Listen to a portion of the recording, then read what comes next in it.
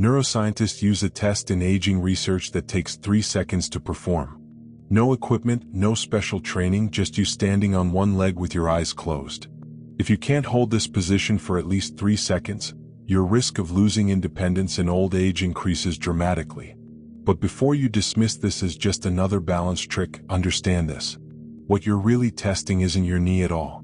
It's something far more fundamental, something ancient cultures understood intuitively, but that modern science is only now beginning to measure: your brain's ability to predict the future of your own body. Right now, as you sit or stand, wherever you are, thousands of messages are flowing from your feet, your joints, your muscles, up through your spinal cord and into your brain.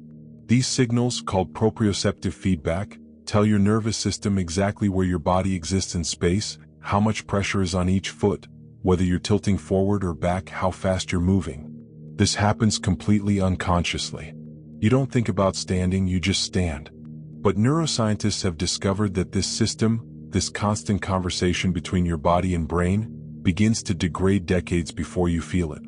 The neural pathways that control balance, stability, and movement start showing microscopic changes as early as your 30s.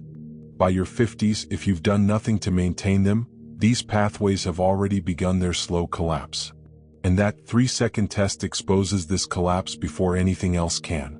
When you stand on one leg with your eyes closed, you remove 2 critical supports your nervous system relies on: visual feedback and a wide base of stability. Suddenly, your brain must rely entirely on those proprioceptive signals, the messages from your joints, your core, your inner ear, to keep you upright. If those pathways are strong, your body barely notices. You stand there solid, grounded. But if those pathways have begun to fade, your body starts making tiny, desperate corrections. Your ankle wobbles, your hip shifts, your arms fly out, and within seconds you fall. This isn't weakness. This is prediction error. Your brain is literally unable to predict where your body will be in the next moment. And when that ability disappears, everything else follows. In ancient yogic traditions of India, there's a concept called prana vayu, the directional flows of life force through the body. 5 currents, 5 movements, each governing different aspects of your physical existence. One of these, apana vayu, flows downward, governing elimination, grounding, and stability. The yogis believed that when apana vayu became disrupted, a person would literally lose their connection to the earth. They would become ungrounded, unsteady, vulnerable. They wouldn't just lose physical balance. They would lose their sense of presence in their own body. Modern neuroscience has a different name for this: proprioceptive decline. But the observation is identical. When your nervous system loses its ability to sense where you are in space, you become disconnected from your own body. You lose trust in your movements. You start compensating, shuffling instead of walking, gripping railings, avoiding stairs. Your world slowly contracts around what feels safe. And this compensation accelerates the very decline you're trying to prevent. It becomes a downward spiral. Neuroscientists call it the fear avoidance cycle. You feel unstable, so you move less. You move less, so your neural pathways weaken further. Your balance deteriorates. Your fear increases. Within a few years, the body you once trusted becomes a stranger. But this spiral can be reversed. A study from the University of California tracked 1,800 adults over a 15-year period. The researchers measured balance, mobility, and cognitive function at regular intervals. What they found was shocking. The people who could stand on one leg for more than 10 seconds at age 60 had significantly lower risk of mobility loss by age 75. But the key insight wasn't about being naturally gifted with good balance. The correlation was strongest among people who improved their balance over time. In other words, your nervous system isn't fixed. These neural pathways, the ones that control your stability, your coordination, your ability to move through the world confidently, can be rebuilt, rewired, strengthened, even if they've been neglected for decades. This is the concept neuroscientists call neuroplasticity. Your brain's ability to form new connections, to adapt, to compensate for damage or degradation. And balance training, simple, deliberate practice, is one of the most powerful tools for triggering this rewiring. The same brain that allowed these pathways to fade can bring them back to life. But ancient traditions knew something modern science is only now rediscovering. You can't separate the body from the breath from the mind. They're not three systems. They're one system expressing itself in three ways. In traditional Chinese medicine, there's a practice called Zhuang, standing meditation. You stand in a specific posture, sometimes on one leg, and you breathe. That's it. No movement, just standing and breathing. The masters claimed this practice strengthened something they call qi, the vital energy flowing through invisible channels in the body. They said consistent practice would make you immovable, rooted like a tree, capable of maintaining stability well into old age. Western science dismissed this for centuries as mysticism. But then researchers started measuring what actually happens in the body during these practices. They found that standing meditation activates something called the vestibular ocular reflex, a neural circuit connecting your inner ear to your eye muscles. This reflex helps you maintain visual stability when your head moves. It's critical for balance and it degrades with age, but deliberate balance training, especially when combined with controlled breathing, reactivates this circuit.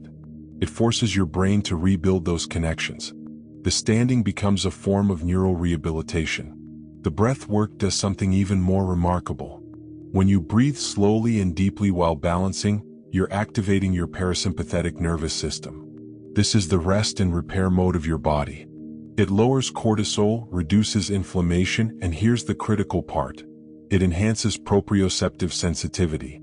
In other words, conscious breathing makes your body more aware of itself. A study from Harvard Medical School showed that participants who practiced balance exercises with breath awareness showed significantly faster improvement than those who practiced balance alone. The breath wasn't just relaxation. It was rewiring the nervous system in real time. When you breathe with intention, you're sending a signal to your brain. Pay attention, this moment matters, these sensations matter. And your brain responds by strengthening the neural pathways processing those sensations. This is the mind-body connection ancient cultures spoke of. Not metaphor, not mysticism. Measurable, reproducible neuroscience. And you can access it right now. Stand up. If you're somewhere safe, try it. Close your eyes. Lift one foot off the ground. Notice what happens. Do you immediately start swaying? Does your heart rate spike? Do you feel that flutter of panic as your brain scrambles to orient itself? Or do you feel solid, grounded, aware of every micro-adjustment your body makes? That's your nervous system showing you where it is, not where you think it is, where it actually is. And here's the beautiful, terrifying truth. Wherever it is right now, that's just data, not destiny. If you can hold the position for 3 seconds, you're in the safe zone. If you can't, you're in the majority. Most people over 50 can't. But that's not because their bodies are broken. It's because their nervous system has adapted to a world that doesn't require balance anymore. Flat floors, stable chairs, elevators, cars. We've engineered instability out of modern life, and our brains have responded accordingly. Why maintain neural pathways you never use? But mobility at 80, real, independent, confident mobility requires those pathways. And if you haven't used them in decades, they'll be gone when you need them most. The body you'll inhabit in 30 years is being built right now in this moment by the movements you make and the ones you avoid. There's a Japanese concept called kintsugi, the art of repairing broken pottery with gold, making the repaired object more beautiful than the original. The philosophy is simple. Breakage and repair are part of the history of an object, not something to disguise. Your nervous system works the same way. Maybe you've ignored your balance for years. Maybe you felt yourself becoming less stable, less confident, less willing to move freely. Maybe that 3-second test revealed something you didn't want to see. That's not failure. That's information. And with that information, you can begin the work of rewiring.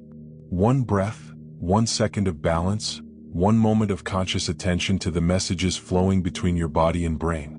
Ancient wisdom traditions understood something modern medicine is only now accepting. Longevity isn't about avoiding decline. It's about maintaining the systems that allow you to adapt, to respond, to remain curious about what your body can still become.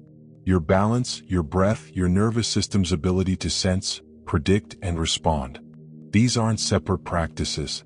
They're one practice expressed through different doorways into the same truth. That 3-second test isn't measuring your knees. It's not even measuring your balance. Not really. It's measuring something deeper. your brain's willingness to trust signals from a body you may have stopped listening to years ago. It's measuring your future.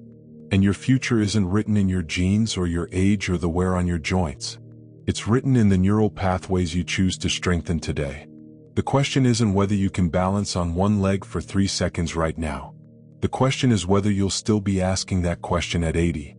What makes this test so revealing is that it strips away every compensation strategy your nervous system has developed. In normal walking, your brain uses hundreds of micro-adjustments to maintain stability, most of which involve visual cues and constant weight shifting between both legs. You've become so efficient at these compensations that you don't realize how much your balance has deteriorated. Standing on one leg with eyes closed removes all those safety nets. Your brain must rely on pure proprioception, the felt sense of where your body exists in space, and for many people, that sense has atrophied to the point of near absence. This atrophy happens gradually, imperceptibly. You don't wake up one day unable to balance. You just start avoiding situations that challenge your balance. You hold the railing going downstairs. You step more carefully on uneven ground. You choose the elevator instead of taking stairs. Each avoidance seems reasonable in the moment, a sensible precaution. But each avoidance also sends a signal to your brain that these neural pathways aren't necessary anymore. Your brain, always efficient, begins pruning connections it perceives as unused. The pathways don't disappear overnight. They fade like a trail through a forest that nobody walks anymore, gradually overtaken by undergrowth until one day you can barely see it was ever there. The remarkable thing about neuroplasticity is that it works in both directions. The same mechanism that allows pathways to fade can cause them to strengthen. When you deliberately challenge your balance, when you stand on one leg and breathe consciously through the wobbling, you're not just exercising muscles. You're sending urgent signals to your brain that these pathways matter, that they need reinforcement. Your brain responds by increasing myelination of those neural fibers, by forming new synaptic connections, by recruiting nearby neurons to assist in the task. Within weeks of consistent practice, measurable changes occur in the areas of your brain responsible for balance and spatial awareness. The integration of breath into balance training amplifies these effects through multiple mechanisms. Slow, controlled breathing activates the vagus nerve, which directly influences your brain's arousal state. When you're aroused, anxious, or stressed, your proprioceptive sensitivity actually decreases. Your brain prioritizes threat detection over fine motor control.